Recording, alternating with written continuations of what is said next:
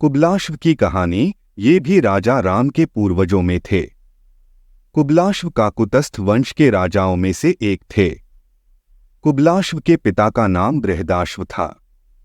बृहदाश्व के कई वर्षों तक शासन करने के बाद वह जंगल में सेवानिवृत्त होना चाहता था।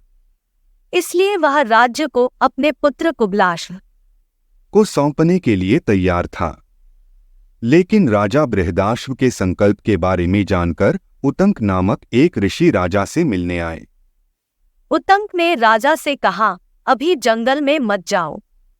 मेरा आश्रम समुद्र के तट पर है और सभी दिशाओं में रेत से घिरा हुआ है। धुंधु नामक एक मजबूत राक्षस रेत के नीचे रहता है। वह इतना शक्तिशाली है कि देवता भी उसे मार नहीं पाए हैं।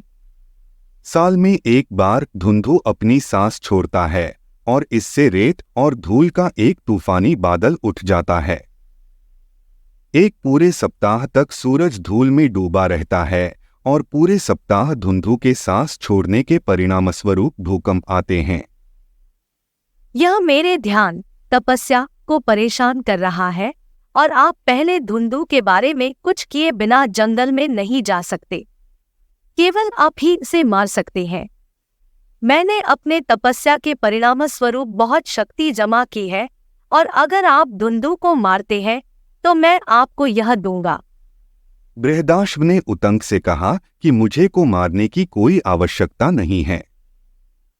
जैसा उसने तय किया था वह जंगल में जाएगा। उनका पुत्र कुबलाश्व धुंधु को मारने में पूरी तरह सक्षम था और उतंक के साथ जाएगा।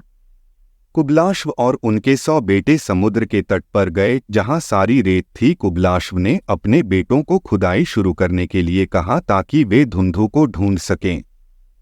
धुंधु ने कुबलाश्व के बेटों पर हमला किया और 3 को छोड़कर सभी को मार डाला। भागने वाले 3 लोगों का नाम द्रदाश्व, चंद्रश्व और कपिलश्व था, लेकिन खुद धुंधु को कुबलश्व ने मार डाला था। इस महान उपलब्धि के परिणामस्वरूप कुबाबश्व को धुंधुमार के नाम से जाना जाने लगा। ऋषि उतंक ने कुबलाश्व को आशीर्वाद दिया और ऋषि के आशीर्वाद से कुबलाश्व के मृत पुत्र सीधे स्वर्ग चले गए। धन्यवाद। आप देख रहे थे गॉड ब्लेस टीवी हिंदी। हमारे साथ जुड़ने के लिए सब्सक्राइब अवश्य करें।